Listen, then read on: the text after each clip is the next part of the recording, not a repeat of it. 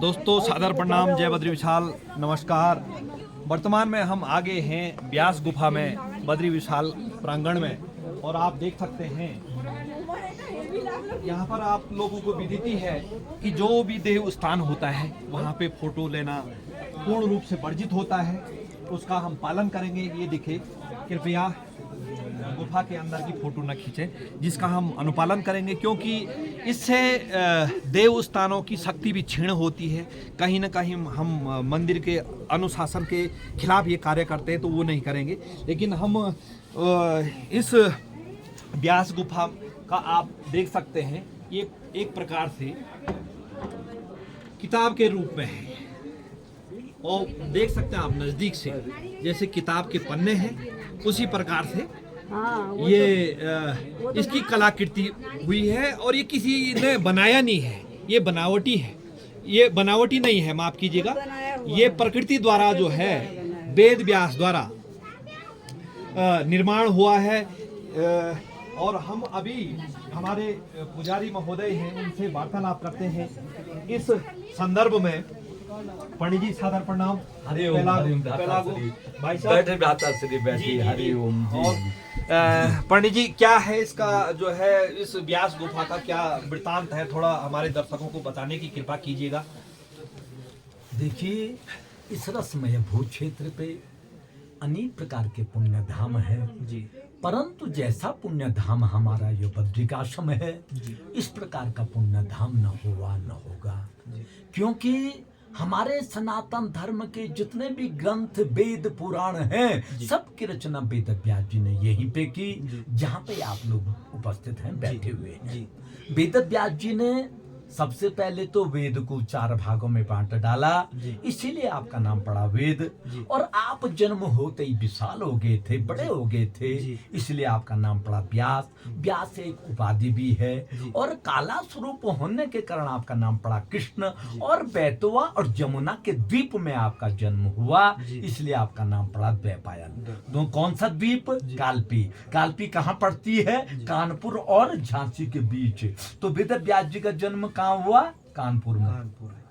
और ग्रंथों को कहाँ लिखा? माणा में। और ग्रंथों को कहाँ सुनाया? सीतापुर के पास नैमिषारण्य क्षेत्र में। हुआ मेरे वेद व्यास, धन्य हो। कहाँ जन्म हुआ और कहाँ लिखा और कहाँ सुनाया है? तो आपका पूरा नाम श्री कृष्ण द्वैपायन वेद व्यास।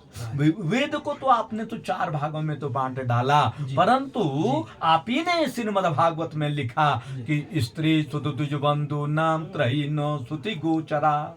किसी किसी के लिए वेद पढ़ने का अधिकार नहीं है, तो जिनको वेद पढ़ने का अधिकार नहीं, उनका कल्याण कैसे हो? तो कौन एक ऐसा ग्रंथ होगा जिसमें वेदों का भी रहस्य हो, पुराणों का भी रहस्य हो, शास्त्रों का भी रहस्य हो? तो ब्रह्मा जी ने कहा कि वेद व्यास भाई, ऐसा ग्रंथ तो केवल महाभारत है, जिसमें सब कुछ है। जो महाभारत में नहीं है वो कहीं नहीं है। अच्छा। तो वेद व्यास जी ने कहा कि महाभारत में तो 1 लाख श्लोक हैं, कलयुग आने वाला है। कौन द्वाभ्याम अस्ताभ्याम भी लिखियो, कौन दोनों हाथों से लिखेगा? तो ब्रह्मा जी ने कहा कि आप गणेश जी का हवन कीजिए। तब वेद व्यास जी ने गणेश जी का हवन किया। सत्यवती सुधाओ स्मित मात्र हो गणेशानो भक्ति चिंतित पूरक हो। गणेश जी आए तो गणेश जी ने कहा कि अहम प्रीतोस्मि, मैं स्वीकार करता हूँ, परंतु एक शर्त पे। तो क्या शर्त थी गणेश जी की? कि श्रुत्वेव तत्प्राह विघ्नेषु यदि मे लेखने क्षणम लिखते नावतृष्टे तो तदा श्याम लेखको हम। कि लिखते वक्त मेरी लेखनी रुकनी नहीं चाहिए वेद व्यास। अच्छा। इस शर्त पे लिखना तो मैं लिखूंगा। तो वेद व्यास जी ने कहा कि मेरी भी शर्त रहेगी ना। अरे मैं भी जिस श्लोक को कहूंगा आप भी सोच और समझ के लिखना। तो यहाँ से वेद व्यास जी महाभारत बोले, और नीचे गणेश गुफा में गणेश जी लिखे। अच्छा। इनके लिए दूर नहीं होता। ये तो सिया राम मय सब जग जानी, ये तो सर्वव्यापी है? ये तो भगवान के 24 अवतारों में से 17वां अवतार है वेद व्यास जी का। ये तो व्यासाय विष्णु रूपाय, ये तो विष्णु के अवतारी है, तो विष्णु के लिए कहाँ दूर होता? बिल्कुल। ये तो सहर्ष शीरिखा पुरुष सहस्राक्ष सहस्त्रपाद, अरे इनके तो हजारों हाथ हजारों पैर थे। कितना विशाल शरीर होगा, है? तो यहाँ से वेद व्यास जी महाभारत बोले, नीचे गणेश जी लिखे, परंतु महाभारत के बाद आत्मसंतुष्टि नहीं मिली, तब नारद जी का आगमन हुआ। ठीक। वेद व्यास जी ने नारद जी को देखा, तम दृष्ट्वा परम प्रीति व्यासो सत्यवती सुताओ कृत्वा अर्घमासनम दत्वा प्रपक्षम कुशलम मुनि। तम दृष्ट्वा, वेद व्यास जी ने जब नारद जी को देखा, परम प्रीति ही, प्रसन्न हो गए, आनंदित हो गए। कृत्वा अर्घमासनम दत्वा, पहले आसन दिया जी, इसके बाद अर्घ्य से उनके पादों का प्रक्षालन किया, गंध अक्षत से उनकी पंचोपचार पूजा की। प्रपक्षम कुशलम मुनि, अंत में उनकी कुशलता को पूछा। ये हमारा सनातन धर्म है, ये हमारा हिंदू धर्म संस्कार है। कोई घर पे अतिथि आ जाए, पहले ऐसी सेवा होती थी जी, है? वेद व्यास जी ने कहा कि नारद, मैंने तो सारे ग्रंथों का लेखन किया, तब भी चित्त जो शांति नहीं हो रहा है। नारद जी ने कहा, आपने तो सब कुछ कर दिया जी, पर जब तक आपने भक्तों को भागवत रूपी रस का पान नहीं दिया है, जब तक आपने श्री कृष्ण के गुणानुवादों का वर्णन नहीं किया, जब तक आपने सदगति मुक्ति का मार्ग नहीं बताया, क्या संसार में तो ही काम रहेगी क्या कि पुनरपि जननम पुनरपि मरणम, तीसरा काम नहीं है क्या? तो जब तक आपने गोविंद रूपी रस का पान भक्तों को नहीं दिया वेद व्यास, तब तक आपका जो चित्त जो शांत नहीं होगा। तो अंत में वेद व्यास जी ने नन्नारायण भगवान को प्रणाम किया, माँ सरस्वती की वंदना की, और इस पुण्य धाम पे बैठ करके 18वां पुराण श्रीमद् भागवत महापुराण की रचना की थी। ऐसे हैं हमारे श्री वेद व्यास जी। और भ्राता श्री, हमें तो इस युग में जी, इस समय में जी, वेद व्यास जी के प्रत्यक्ष दर्शन हो रखे हैं। जी हाँ, क्योंकि 2016 को 9:30 बजे, और वो भी यहाँ पे नहीं जहाँ पे मैं वेद व्यास जी की पूजा को करके आ रहा हूँ, वो भी वेद व्यास जी ने मुझे अपने दर्शन यहाँ पे नहीं दिए। वो भी मुझे कहाँ पे दिए? ज्योतिर्मठ में, जोशी मठ में, मीन बाजार में। अच्छा जी, और वो भी 9:30 बजे का समय है, सुबह का। मेरे साथ कुछ ऐसी घटना हो गई थी, अगर शायद उस दिन मेरे साथ अगर वेद व्यास जी न होते, तो आज मैं इस स्थान पे बैठने के काबिल नहीं होता। जो ही मेरे साथ कुछ ऐसी घटना होने लगी, वैसे ही वेद व्यास जी मेरे आगे से पहुंच गए, और उन्होंने अपनी शक्ति से जो चीज मेरे आगे जानी थी, उनको बिल्कुल उठा करके किनारे कर दी, जिससे मेरा सम्मान रह गया, मेरी इज्जत रहेगी। तो ये वेद व्यास जी हैं, क्योंकि वेद व्यास जी तो अश्वत्थामा बलिर्व्यासो हनुमान च विभीषण कृपा परुश्चिराम च सप्तेते चिरजीविनो, ये तो चिरंजीवी हैं, ये तो आज भी हैं जी।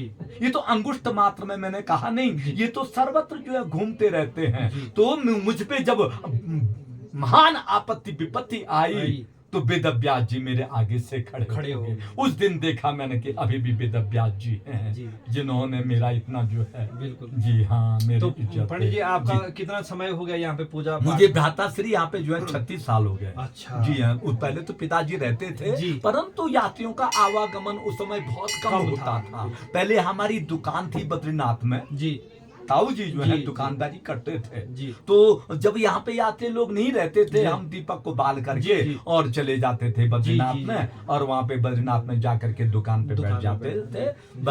परंतु अब भगवान की दया से जी। और पंडित जी, वो जैसे ये इसके ऊपर है, आप जो ये पत्थर है जी, तो वो एक किताब रूपी, मतलब जैसे हमने कोई पुराना ग्रंथ रखा रहता है होगा, तो जैसे भोजपत्र का जैसे जी, तो वैसी ये इसका आवाज ऐसा है जी। आपने बद्री विशाल के अंदर भगवान बद्री विशाल की मूर्ति देखी जी? मंदिर के अंदर जी भगवान बद्री विशाल की, वो नर नारायण वगैरह थे, पंच देवता है वहाँ, गरुड़ भी है, उद्धव भी है, कुबेर भी है, गणेश भी है, और बीच में भगवान बद्री विशाल की मूर्ति है जी। देखिए ना जी, तो ये मूर्ति किसी कलाकार ने बनाई है। अच्छा, ये स्वयं भू विष्णु का स्वरूप है। अच्छा, विष्णु ने कहा कि जब कलयुग आएगा, मैं मूर्ति के रूप में प्रत्यक्ष दर्शन नहीं दूंगा, मैं प्रत्यक्ष दर्शन नहीं दूंगा, मैं मूर्ति के रूप में दर्शन दूंगा। तो भगवान ने अपना स्वरूप जो है सारा मूर्ति में डाल दिया। अच्छा। तो भागवत की किताब क्या है? साक्षात कृष्ण स्वरूप, बांग मूर्ति कहते हैं जी जी। तो भगवान श्री कृष्ण भगवान जी ने भी कहा कि जब ये कलयुग जो है प्रवेश हो जाएगा, मैं भी प्रत्यक्ष दर्शन नहीं दूंगा, मैं भी पत्थर के रूप में अवतरित हो जाऊंगा। और मुझे ये कभी कभी ये सोच भी आती है कि अगर ये भागवत की किताब रहती, भोजपत्र की किताब रहती, तो आप ही जैसे अपने कंधे में रखकर घर ले जाते। बिल्कुल बिल्कुल। तो आने वाली पीढ़ी कहां से देखती जी। तो ये भगवान ने ये व्यवस्था कर रखी। बिल्कुल बिल्कुल जी हाँ। और बहुत सुंदर है भ्राता बहुत श्री। बहुत धन्यवाद आपका पंडित और जी जो आपका है। भी भ्राता लोगों, ऐसी बात नहीं, जो आप जो है संसार में इस प्रकार की जो है अच्छी बातों को जो है फैला रहे हैं अपने प्रचार। जी जी जी, बहुत बहुत धन्यवाद। और आप लोगों का आशीर्वाद बना रहे। इसी प्रकार हम ये चाहते हैं कि देवभूमि में देवों का ही वास हो जी, और जी, देवों जी, को वास होते होते जैसे कोई अपना क्षमा प्रार्थी इस देवभूमि में आता है, तो भगवान अब उसको भी अपने बस में करके उसको सद्बुद्धि दे।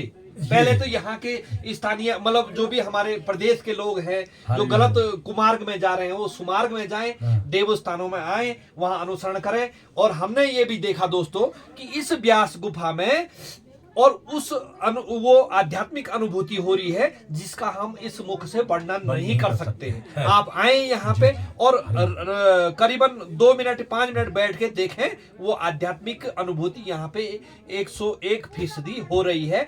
और एक बार मैं आपको फिर जो है जो पत्र भोजपत्र की बनी हुई किताबों का जो है एक बार जो है आपको अवलोकन करा देते हैं और आप देख सकते हैं उसको, है ना भाई साहब? धन्यवाद पंडित जी।